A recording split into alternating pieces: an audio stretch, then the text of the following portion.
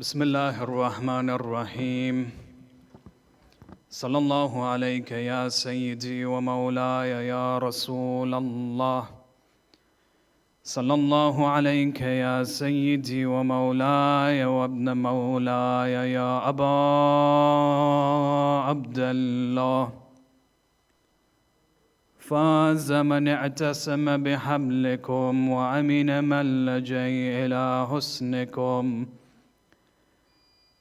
يا ليتنا كنا معكم فنفوز فوزا عظيما.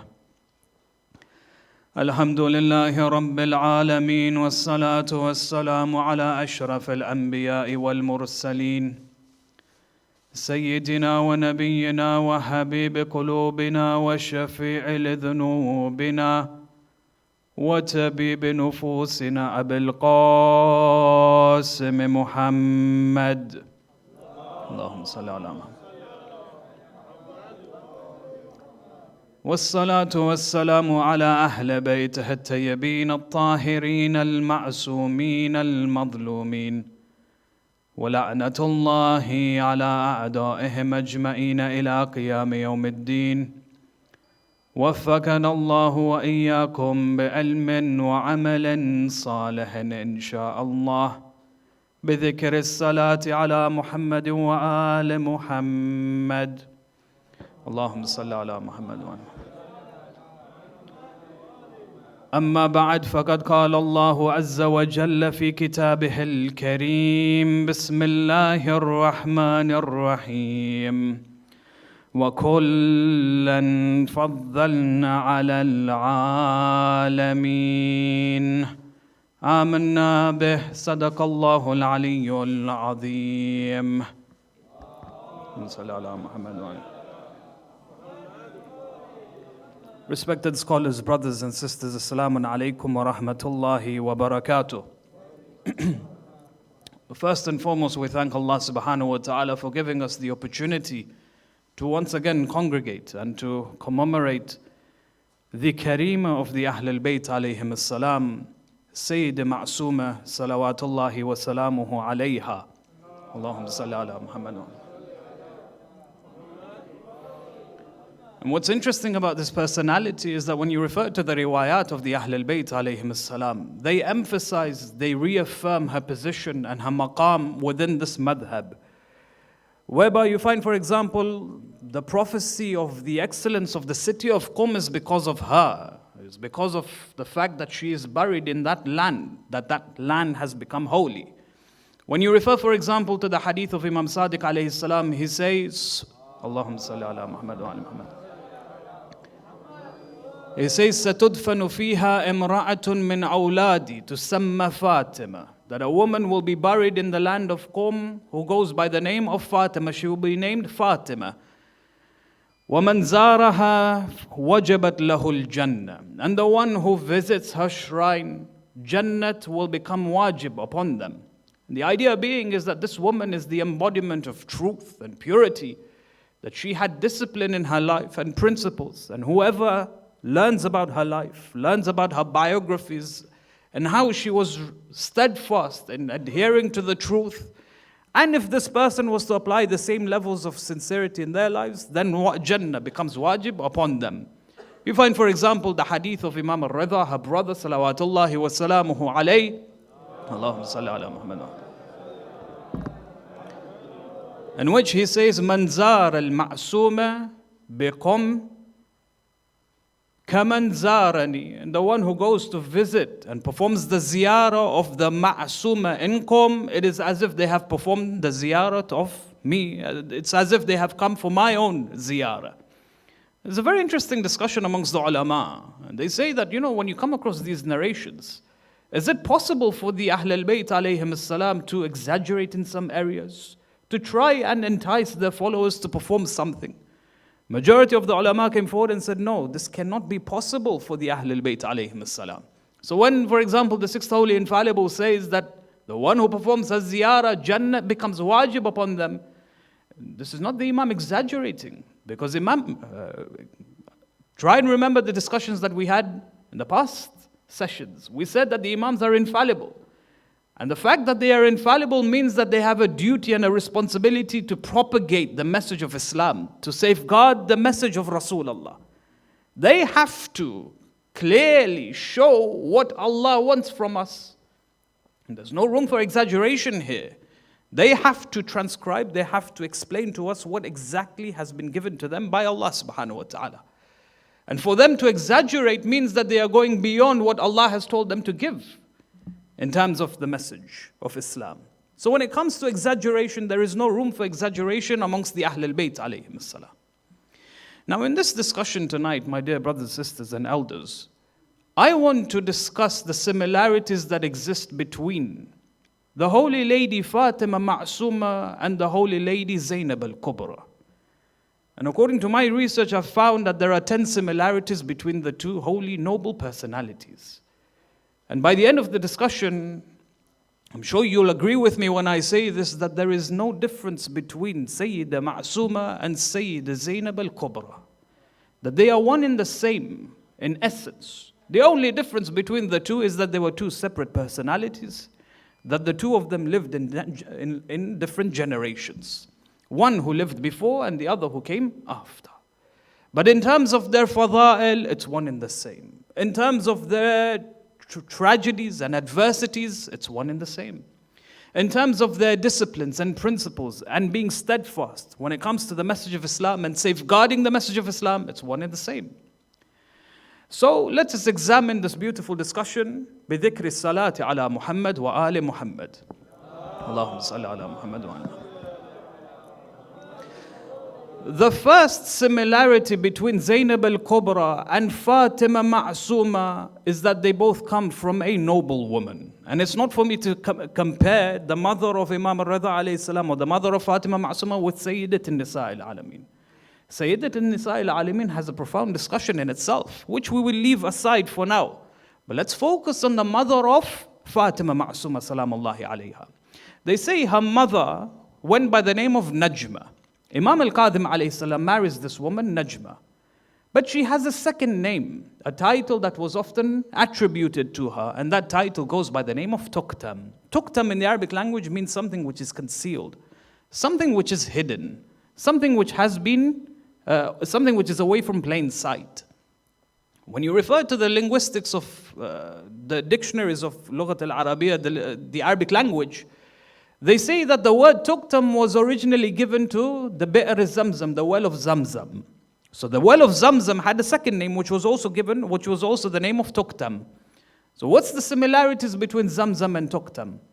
They say that Zamzam, as you know, it's history. Hajar, when she runs between Safa and Marwa 7 times, the well springs out from the ground. The well that springs out from the ground exists even today.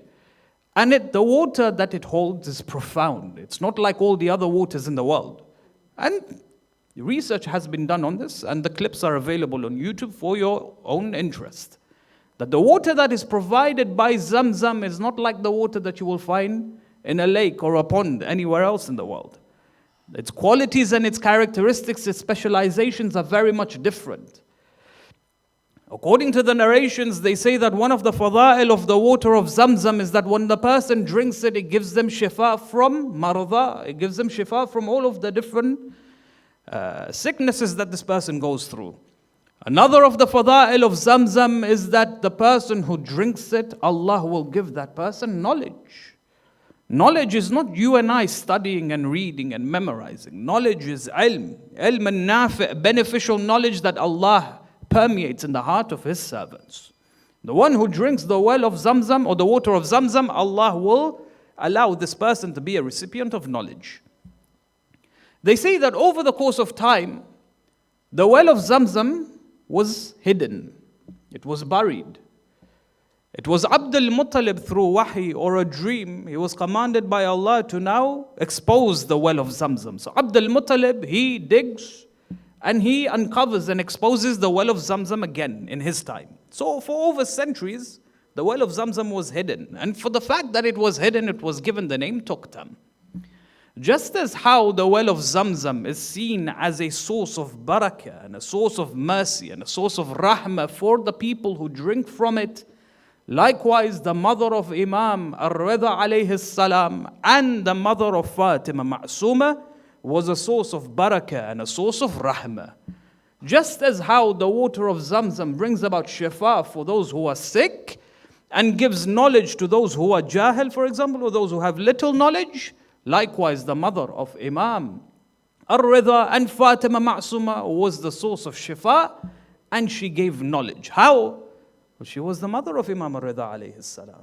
We have so many different narrations from Imam Ar-Rida and his discussions, some of which we discussed in his night.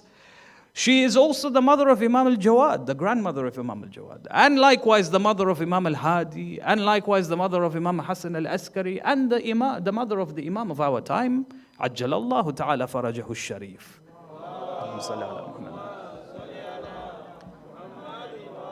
So when it comes to her being the source of knowledge, she is the mother of the A'imma alayhim as-salam. In the Holy Quran, Allah subhanahu wa ta'ala, when He speaks about certain lineages, He says that there is one lineage in particular we have chosen and we have given it a daraja, certain fada'il that makes them ascend above all the other lineages. And this is the lineage of prophethood. Yes, that Allah chooses, for example, Ibrahim and He gave Yaqub and He gave him Ishaq and Ismail. And we chose Yusuf and Yaqub and we gave Fada'il and Fadila to Musa and Isa and so on and so forth. Nabuwa was transferred from one prophet to another until it reached the Holy Prophet of Islam. All of this is a single lineage. The lineage of Nabuwa and the lineage of Risala. But naturally when we speak about this lineage, we think about the men. We don't think about the women. Amongst this lineage are the mothers of these prophets as well. The prophets of Allah who are infallible from the moment they come into this world, their mothers also have to be pure. The wombs that they come from also has to have a sense of purity. And the women or the mothers of these prophets have the same level of fada'il, that they come from the special lineage. And so you find that this woman, Najma or Toktam, came from this lineage as well. That she was pure to the sense, or in the sense that she gave birth to Imam Ar-Rida, a personality like Imam Ar-Rida, as well as Fatimah Masuma salamullahi alayhima. Allahumma salli ala Muhammad. So when it comes to the first similarity between Zainab al-Kubra, whose mother is Fatimah al-Zahra, also from a pristine lineage, you find that the mother of Fatimah Masuma also comes from a pristine lineage through her mother. The second similarity, or before going on to the second similarity, it's interesting that the mother of Imam Ar-Rida was a slave. Najma, they say she came from Morocco, northern Africa. She was a slave woman from an African lineage. What's interesting here, and this is a lesson for each and every one of us, that when we want to get married, what criteria do we look for? Yes, on paper we look for taqwa and iman and submission to the laws of Allah subhanahu wa ta'ala. But some of us, deep down, we're looking for someone who comes from a lineage which is pristine, who has wealth, for example. Yes? When you look at, for example, some of the women in our communities, you find that one of the criteria of them having a husband or wanting a husband is that he has to be secured in his employment, that he has to have, for example, a degree from certain universities. Minimum, he needs to have a master's. You find, for example, he needs to come from a good family and so on and so forth. These are the criteria that we look for. Some of us are more open than others. But then you realize that when you look towards the sunnah of the Ahlul Bayt alayhim as-salam, they were very much open marrying slaves. And it's through these slaves that the Ahlul Bayt were or came into this world. The 6th Imam onwards, you find each and every Imam marries slaves. And through these slaves, the lineage of Imamate continues. The mother of the 11th Imam, the 10th Imam, the 9th Imam were all slaves. Each and every one of them from the northern African area. In fact, you find that if you go deeper in history, there were Imams who married women of royalty. And it was their wives that killed them. The likeness of Imam Hassan alayhi salam, when he marries Ju'da, she was the daughter of Ash'ath ibn al-Qais, who was the governor of Azerbaijan, who stood alongside Muawiyah ibn Abi Sufyan in Siffin. His daughter, Ju'da, royal family, daughter of a governor, she assassinates, she poisons Imam Hassan alayhi salam. Likewise, Imam al-Jawad, when he marries Fadl, the daughter of Ma'munah. And she, of course, she poisons Imam al-Jawad as well. So not necessarily you find happiness when you marry a woman who comes from a good lineage or a husband who comes from a good lineage. Many a times it's the simplest things that brings about happiness. And wealth is definitely not one of them. You find, for example, there are many women in different communities in the world who come from rich lineages. They are wealthy, but they are lonely in their own homes. They are depressed, suffering silently behind closed doors. The second comparison between Zainab al-Kubra and Fatima Masuma salamullahi alayha is that they come from a good lineage, a nasab. What do I mean by this specifically? When you look at Zainab al-Kubra, she is the daughter of an Imam. She is bint waliyillah. She is ukht al-waliyillah. And she is ammat waliyillah. When we read the ziyarah of Hazrat Masuma salamullahi alayha, this is exactly what we say. Assalamu alayki ya bint waliyillah. Assalamu alayki ya ukht waliyillah. Assalamu alayki ya ammat waliyillah. Just as how Zainab was surrounded by the Imams of the Ahl al-Bayt, you find that Masuma, Fatima Masuma salamullahi alayha, is also surrounded by the Ahl al-Bayt as well. The third comparison is that both of these noble women were infallible. Now here's the question that is raised. We believe in how many infallibles? 14 infallibles. But then we also believe that Zainab is infallible. We also believe that Fatima Masuma is infallible. We also believe that Abu Fadl al-Abbas is infallible. We also believe Kulthum is infallible. Then how can this be? Because initially we believe in the 14 infallibles. How can we say that these individuals are also infallible? We say, or the scholars came forward and said that there are two types of infallibility. The first type of infallibility is ismat al-dhatiyya. That this individual who has come into this world is absolutely infallible from the moment he comes into this world. The source of their infallibility is what? What did we say the source of infallibility is? Knowledge, ilm and ma'rifah. Either they have knowledge of the consequences of sins that pushes them away from committing sins, or it is the love of Allah that they constantly push forward, or they constantly place forward the love of Allah before loving them own desires. One of these two pushes them away from sins. These individuals, the Anbiya as well as the A'immat al-Athhar, have to be absolutely infallible, and we say that they are ismat al-dhatiyya. Other than these individuals, we say that these individuals like Abu Fadl al-Abbas and Zainab al-Kubra and Hazrat Masuma, they are infallible ismat al-af'aliyya or iktisabiyya. And what does that mean? It means that they acquired the state of infallibility. You and I today can acquire the state of infallibility. Taqwa is when a person stays away from haram. The moment you stay away from haram, you are infallible in one sense or the other. You find that these individuals, they attained infallibility, not in the sense that they were born infallible, but they attained infallibility. How? Because they were surrounded by infallibility. They were surrounded by knowledge. When you look at, for example, the holy lady Zainab al-Kubra, her father infallible, her grandfather infallible, her mother infallible, her brothers Imam al-Hassan wal Husayn salamullahi alayhima infallible. Sallu ala Muhammad wa ala.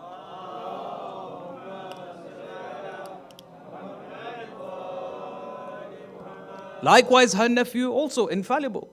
The same procedure is applied to Hazrat Masuma salamullahi. That her father is Ma'sum and her brother is Ma'sum. When you're raised in that area, when you find that there is tarbiyah coming from Ma'sum, from the Ma'sumin, you find that this person naturally becomes Ma'sum. It's not the case where we say that Zainab and Hazrat Masuma, for example, they were born Ma'sum, ismat al-dhatiyya, that they were infallible when they came into this world. No, they acquired it from a very, very young age. Before reaching the stages of bulugh, they were known as infallibles, not capable of making any mistakes. When it comes to, and this is some of the opinions of scholars, they say that when it comes to their own personal lives, they were never known to commit sins, either publicly or privately. That is why they were known or given the title of Ma'sum or Isma.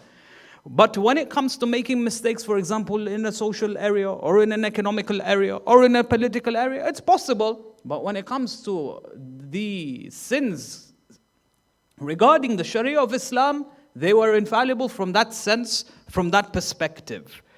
As for the ma'sumeen, who were born infallible, they were born with level of knowledge that made them stay away from sins. Now, why was this knowledge given to them in the first place at that time when they came into this world? That's a different discussion. Amongst the ulama, they said that they were tested in alim al-dhar. In this world, before this world, they were tested in that world upon which Allah granted them knowledge and ma'rifah when they came into this world. Many of us were tested. We go through stages of imtihan, we go through stages of adversities. And then when we pass these stages of imtihan, of tests and examinations, Allah then gives us knowledge and ma'rifah, which makes us stronger spiritually, which then pushes us away from sins.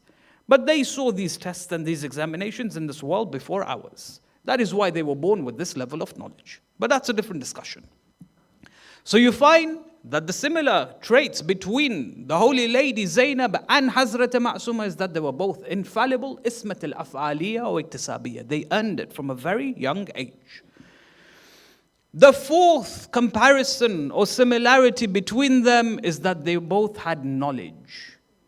They both had knowledge. Imam al-Sajjad alayhi salam, when he speaks about his aunt, he says, Ya ammati, أنتِ عالمة غير معلمة فاهمة غير مفهمة. You are a scholar who has not been taught, and you have a deep level of understanding without anyone giving it to you.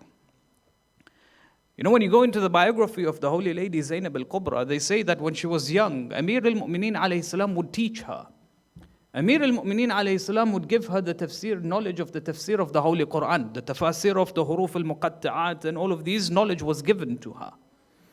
But through this knowledge, it opened gates of knowledge for herself. The Imam alayhi salam would give her the rudimentary principles of knowledge, the basic levels of knowledge.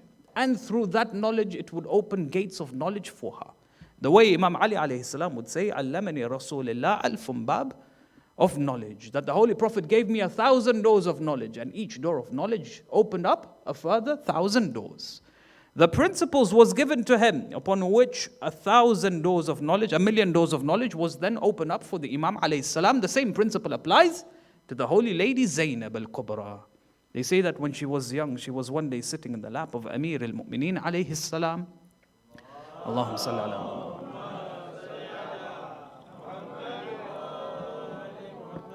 And she's very young.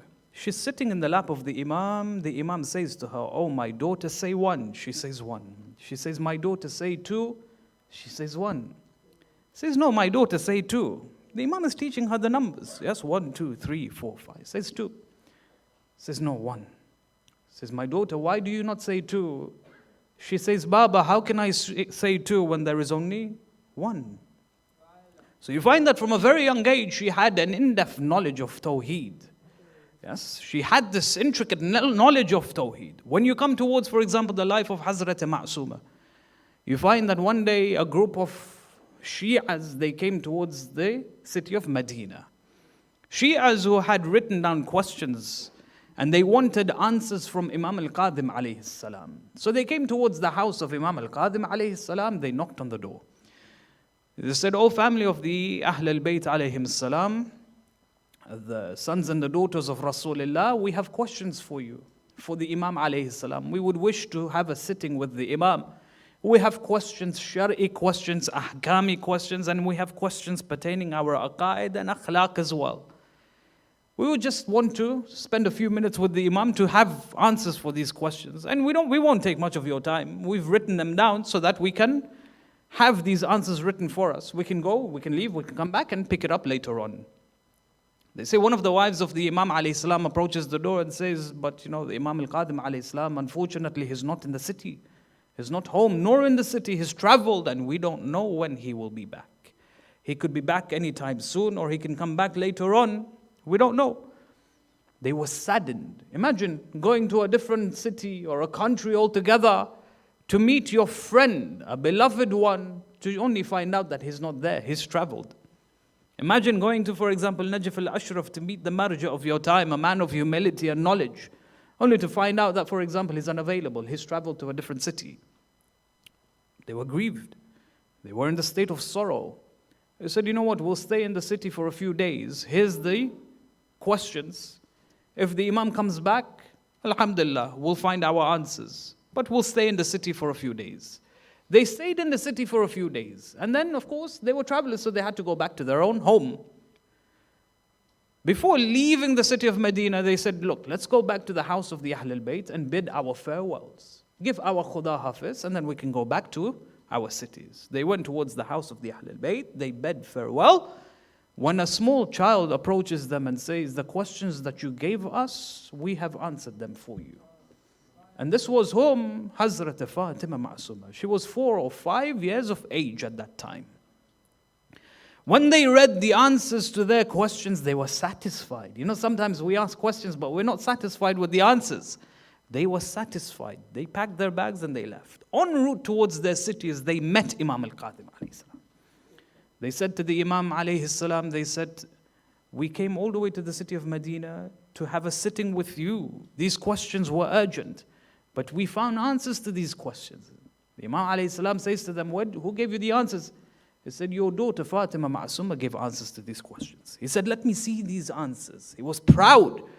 The pride that he had for his daughter was seen in his face. He read the answers and he was so happy that he said, Fidaha abuha fidaha, abuha fidaha, abuha fidaha. 3 times he mentioned this. May her father be ransomed for her. You know, in the riwayat, the companions of the Ahlul Bayt, what would they say to the Ahlul Bayt? They would say, Ruhi lakal fida. May my soul be ransomed for you, Yabna Rasulullah. Hey, the Imam al-Qadim alayhi salam says, may her father be ransomed for her. There's only one other person who used to say this. Rasulullah used to say this for Fatimah az-Zahra. May her father be ransomed for her. Allahumma salli ala Muhammad.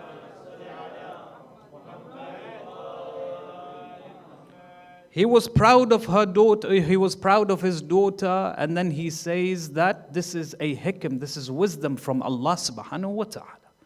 So you find that from a very young age, both noble women were seen as alima ghair muallima. They were seen as scholars who were not taught by anyone formally, the way you and I are taught throughout our lives. The second aspect of them having knowledge is that they were both ruwat of ahadith. That they were both narrators of a hadith. When you turn towards Zainab al-Kubra, salamullahi alayha, you have her profound sermons that she delivers in Kufa and later on in Sham. Her sermons were so powerful that even Yazid ibn Muawiyah could not execute them. Yes, her sermons touched the hearts of the people. She won the people through her words. That even the Caliph had to set them free because of the power of her sermon. When they heard her sermon in Kufa, they said it is as if Amir al-Mu'mineen alayhi salam was speaking. The level of eloquence, the level of power, the level of profundity in her words was the same as her father. When you therefore come towards the Holy Lady Ma'suma, you find that she was also a ruwat of ahadith. She was a muhadditha. She used to narrate ahadith. When you turn to some of our hadith, yes, we have the golden chain of narrators. Yes, the famous hadith of Imam al-Rida alayhi salam. But we also have one from Hazrat Ma'suma. These are known as the chain of narrators narrated by the Fatimat of the Ahlul Bayt alayhim as-salam. You know what's surprising is that every member of the Ahlul Bayt used to name their daughters Fatima. Ali, when it comes to the name Ali, only a few Imams used to name their sons Ali. But each and every one of them named their daughters Fatima. So we have a hadith, Fatima Masuma, who narrates from Fatima, the daughter of Imam as-Sadiq alayhi salam, who narrates from Fatima, the daughter of Imam al-Baqir alayhi salam, from Fatima, who narrates from the daughter of Imam as-Sajjad alayhi salam, who narrates from Fatima as-Sukaina, the daughter of Imam al-Husayn alayhi salam, who narrates from Kulthum, who narrates from her mother, Fatimah az-Zahra, salamullahi alayha. Allahumma salli.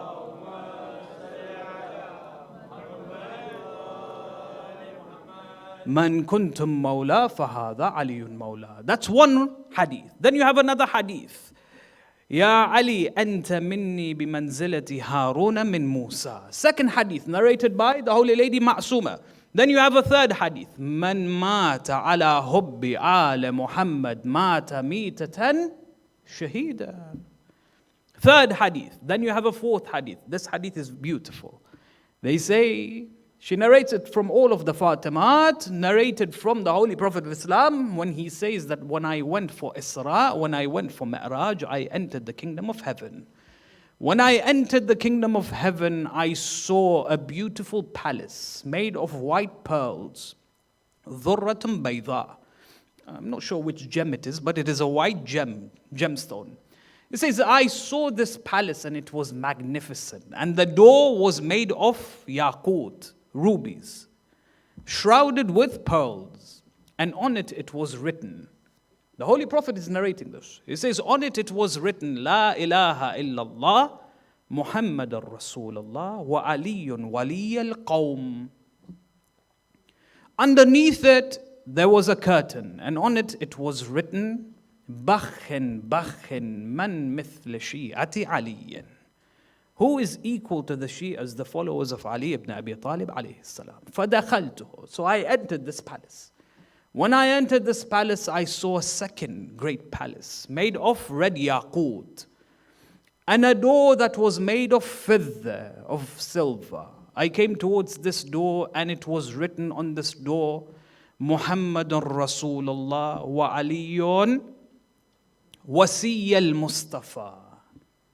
And underneath it there was a cloth or a curtain, and on this curtain it was written, Bashir Shi'ati Aliyin bitib al-wilada or bitib al-mawlud. So I entered this door.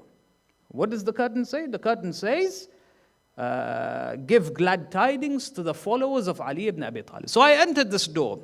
When I entered this door, I saw myself in a third palace, or I saw a third palace made of green gemstones, sapphires or emeralds.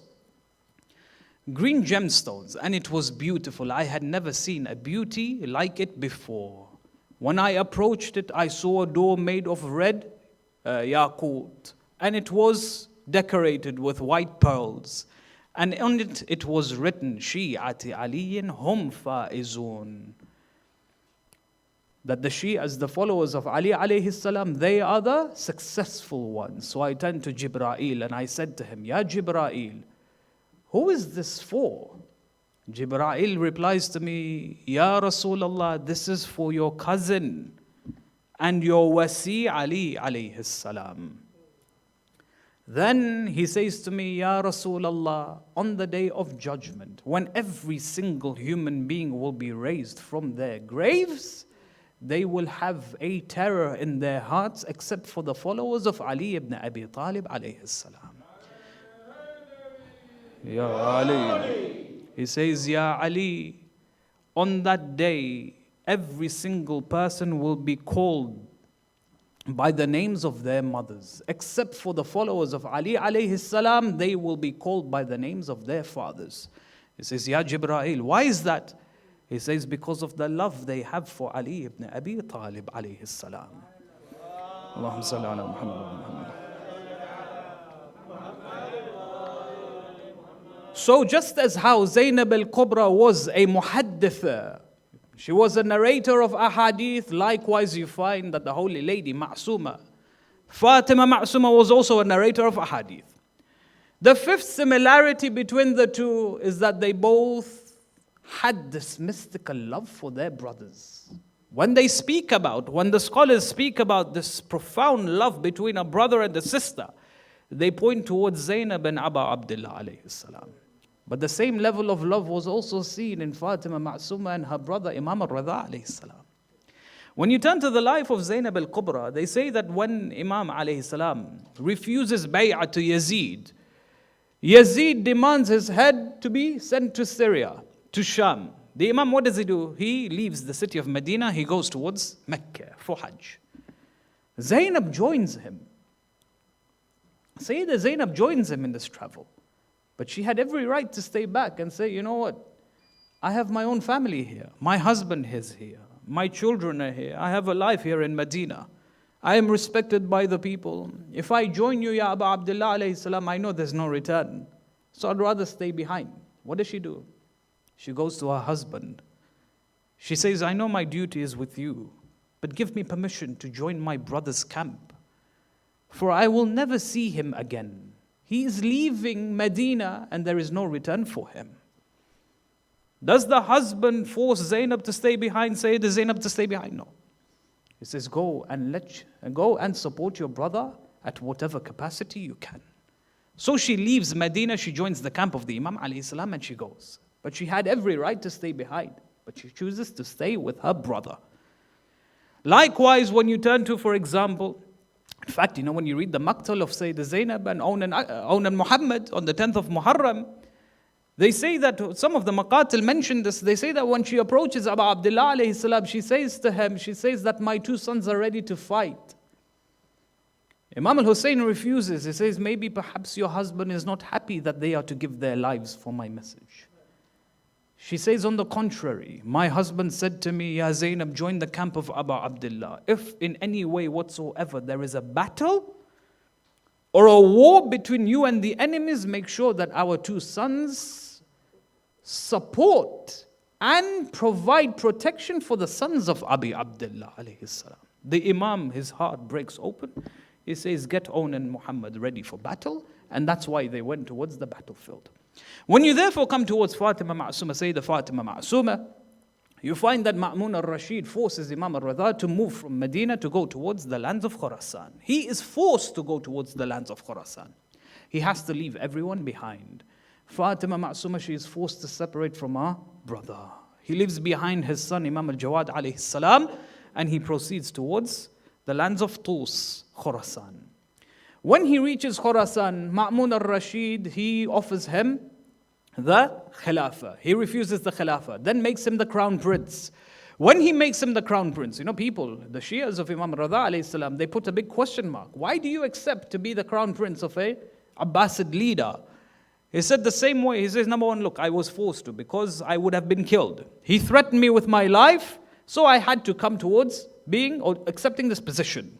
So secondly, just as how Nabi Yusuf used to work for a mushrik government, you find that I had to work for a munafiq government.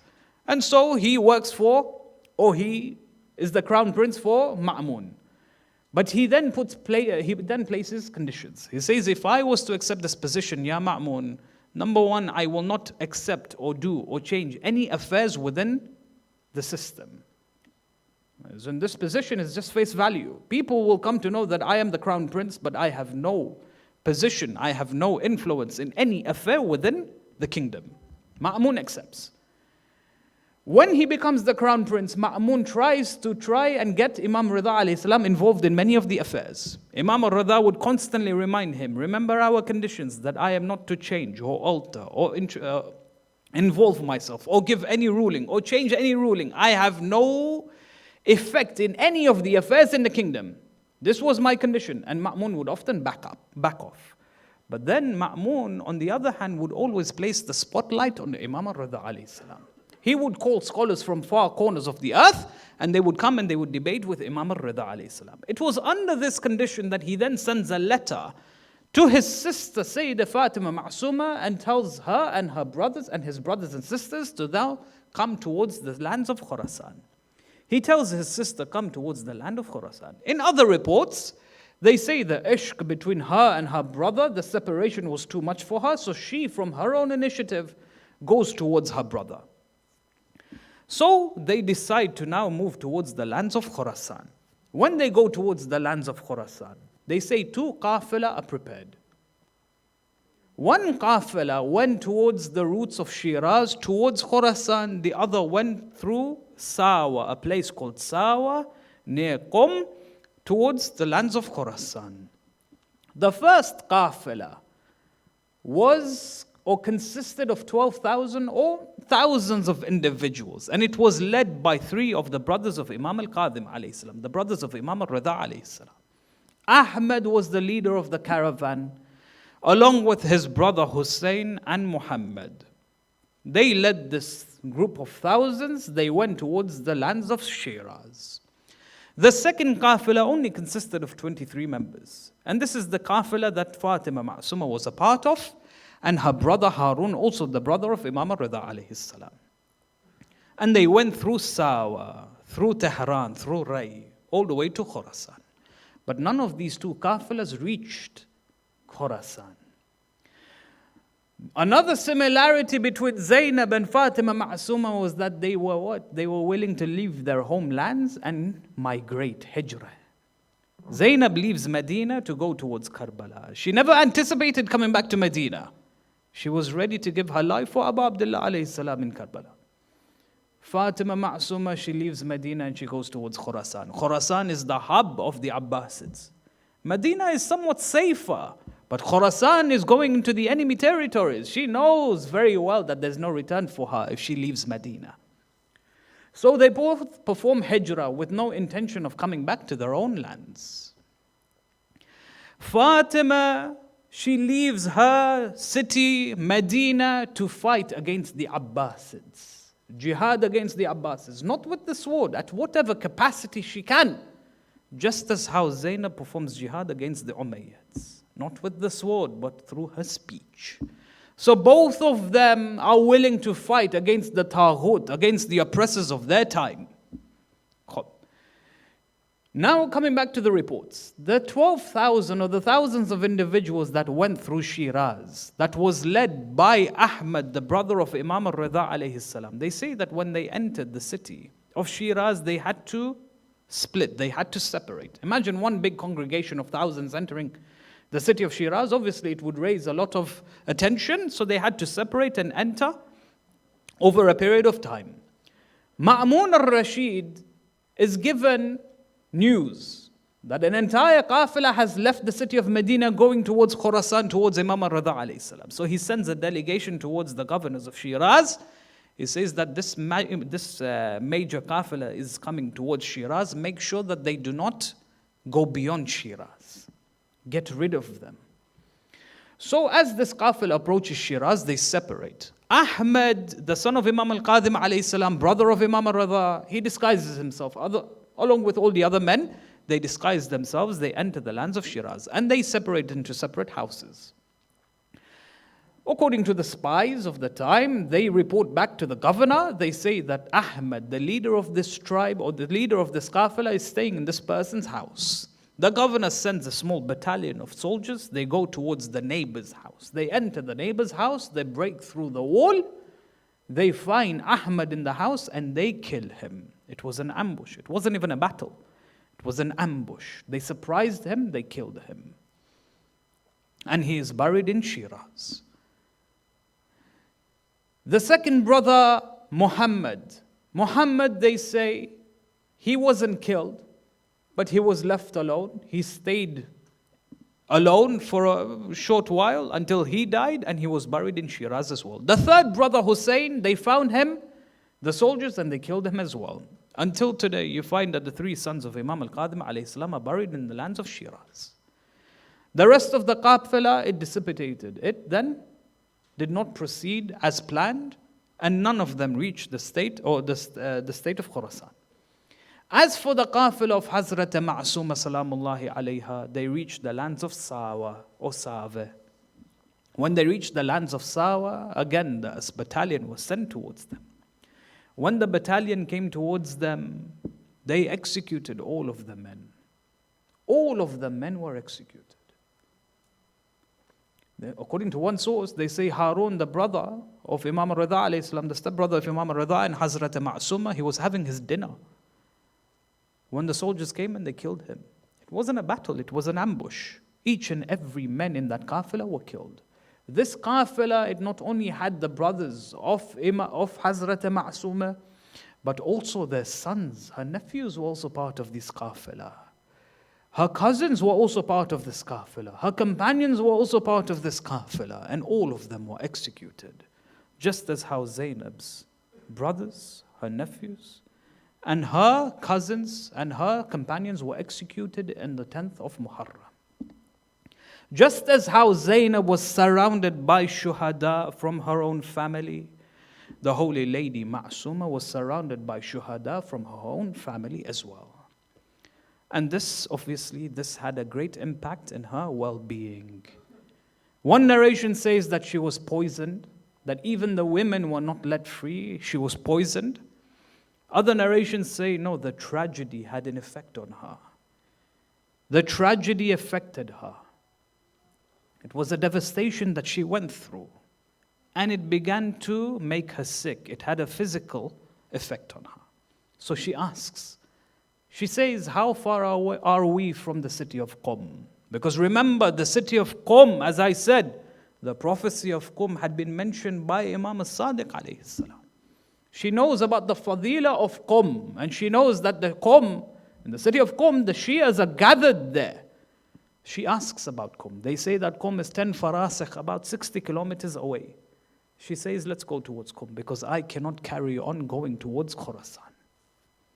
She's sick.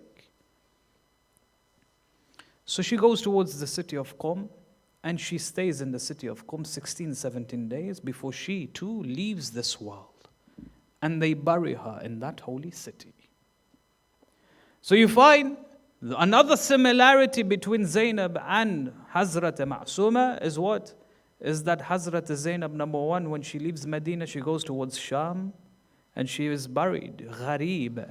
She is buried as a stranger in the city of Sham, not in her home city, not in Medina. Likewise, Sayyida Masuma, she leaves her city, her home city of Medina, and she is buried in Qum, gharib. Both of these women are buried gharib, in strange lands as strangers. And the final similarity between Zainab and Fatimah Masuma is that their graves are considered to be what? Kareem. They are sources of blessings for their followers and their Shias. And how many stories have we heard of people going towards Sham to perform the ziyarah of Sayyida Zainab al-Kubra, only to witness miracles one after the other? We've heard many of these stories. And how many stories have we heard of people going towards Qum, entering the dhari of Hazrat Masuma salamullahi alayha, and witnessing miracles one after the other? Scholars today who are studying in Qum, you listen to their stories, they say, we have witnessed miracles in our own lives. And it hurts the heart when you hear about people going towards Mashhad, but not making an initiative to go towards Qum. How many miracles have been witnessed by scholars? Amongst them is whom? As-Sayyid Mahmud Al-Mar'ashi Al-Najafi, Rahmatullah alayhi. When he, living in Najaf, he makes the intention. He says, I will perform a'mal. I want to know where the grave of my grandmother Fatimah az-Zahra salamullahi alayha is. So every day for 40 days he begins his a'mal. On the 40th day when he sleeps, they say either Imam al-Baqir alayhi salam or Imam al-Sadiq alayhi salam, they come towards him in his dream. He says to him, the scholar says to the Imam alayhi salam, he says, where is the grave of my grandmother, Az-Zahra al-Batul? The Imam replies, he says, my son, alayka bi karimati ahl al-bayt. He says, this is what I'm looking for. I'm looking for the karima of the Ahl al-Bayt alayhim as-salam, Az-Zahra, As-Siddiqat al-Kubra, al-Batul. He says, no, permission has not been given to us to disclose the grave of our grandmother. But you should go towards Fatimah Masuma, the one who is buried in Qum. When he wakes, he makes quick preparations and he goes towards the ziyarah of Qum al-Muqaddisa. His son, Shahab-ad-Din al-Mar'ashi al-Najafi, he says the only reason why I left Najaf to settle in Qum, the famous library that we have in Qum today, Ayatollah Mar'ashi al-Najafi, he says the only reason why I left Najaf al-Ashraf to come towards Qum al-Muqaddisa is because of the dream of my father. Yes, he says, they say he came into Qum and he found a house, a property, opposite the haram of Sayyida Masuma.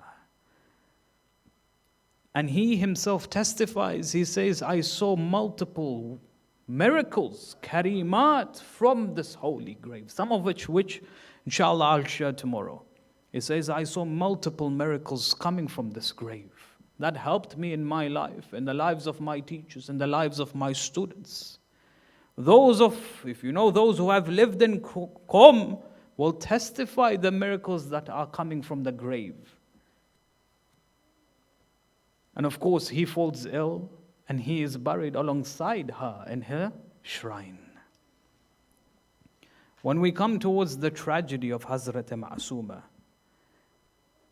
we testify that she was buried gharib in Qom. We testify that even Zainab was buried gharib in Sham. But we say to them, Ya Hazrat Masuma, when you were buried, your followers were there surrounding you. They honored you. They honored your body. They honored your respect and your nobility. They had respect for you.